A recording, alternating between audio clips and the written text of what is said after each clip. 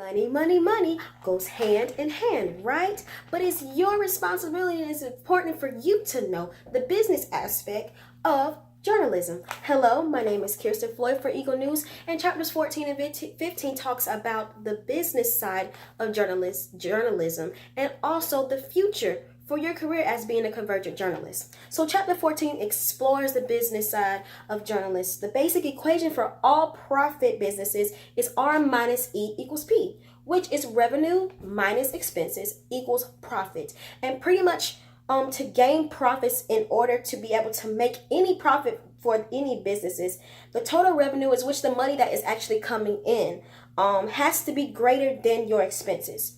So increased revenues and decreased expenses are both the only short-term goals. And sometimes that can be a common managerial thing that managers who are over the revenue process, they have to be able to set it for long term instead of short term, because if they do, they're making a huge mistake and it could cause problems in their trying to gain profit.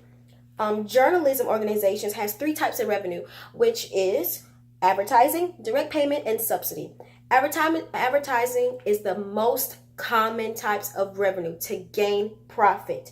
Advertising is most common used for media organizations such as print advertising, broadcast advertising, sponsorships, and even online advertising as well. Direct payment is the simplest business model where consumers actually pay directly to the specific content. And subsidy is the very oldest forms of revenue, where a person or company finances the organization without direct remuneration. Expenses are about fixed and variable cost. For most media organizations, fixed costs are way much longer than the variable costs. So meaning that it costs a lot more to gather and edit the news than to distribute the news to the public. So you can it's more on the fixed cost of personnel. It's most on the marketing and promotion as well.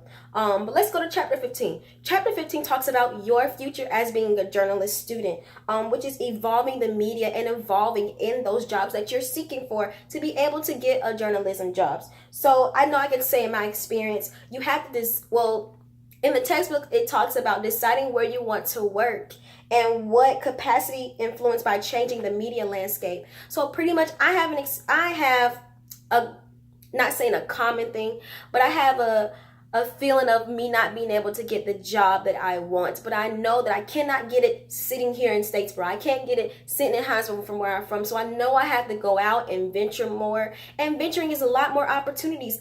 Savannah is a good place to start, as our professor said. And also going to Atlanta, the greater area. Wherever your journalistic skills set up to be the job, take it, because at the end of the day, you are working higher up in the market base to be able to distribute your skills and the news out to the public. So as a good journalist, you should take the gloom and the doom projects and spice it up. It should be more on looking behind the scenes and being skeptical. Audience now, they get what they want when they want it. So make sure when you're putting your stuff online or wherever you're distributing your news, make sure the audience is getting the information from your website and not anyone else's. Also, you must be a multi-skilled journalist, meaning that you need to be able to write for broadcast, print, online, radio, anything, to be able to be a convergent journalist. And in conclusion, to be a convergent journalist, you have to be accurate, post relevant news that are interesting to the audience, have those basic skills down, have those basic skills down and develop them very, very quickly. Also, understand the business side and distribute your news. For Eagle News, this is Kirsten Floyd.